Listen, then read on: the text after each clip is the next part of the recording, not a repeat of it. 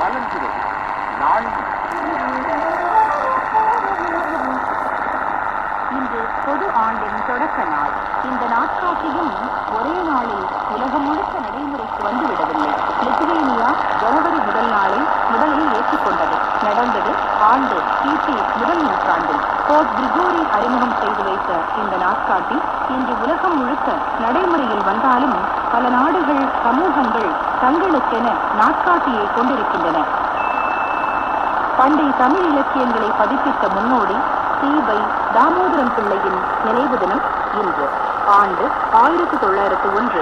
வீரசோழியம், திருத்தணிகை புராணம், கலித்தொகை, சூளாமணி, இலக்கண விளக்கம் உட்பட பல நூல்களை பதிப்பித்ததோடு கட்டளை கலித்துறை, சைவ மகத்துவம், வசன சூளாமணி, நட்சத்திர மாலை உட்பட பல நூல்களை இயற்றியுள்ளார் சி.வை. தாமோதரம் பிள்ளை.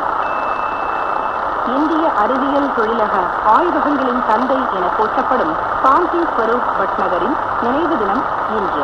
ஆண்டு 1955. அறிவியல் மற்றும் தொழிலக ஆய்வு மன்றம் CSIRின் முதல் தலைமை இயக்குநராக பணியாற்றியதோடு பல ஆய்வு மையங்கள் உருவாக காரணமாக இருந்துள்ளார். காஞ்சி ஸ்வரூப் பட்நகரின் நினைவை போற்றும் வகையில் அறிவியல் தொழில்நுட்ப வளர்ச்சிக்கு துணை புரியும் விஞ்ஞானிகளுக்கு காஞ்சி ஸ்வரூப் பட்நகர் விருதும் வழங்கப்பட்டு வருகின்றன. விடுதலை போராட்ட வீரரும் மகாத்மா காந்தியின் நம்பிக்கைக்குரிய செயலாளருமான மகாதேவ் தேசாய் பிறந்த தினம் இன்று. ஆண்டு 1892. மகாத்மா காந்தியின் கொள்கைகளால் கவரப்பட்டு பல போராட்டங்களில் கலந்து கொண்டு பலமுறை சிறை சென்றவர். காந்திஜியின்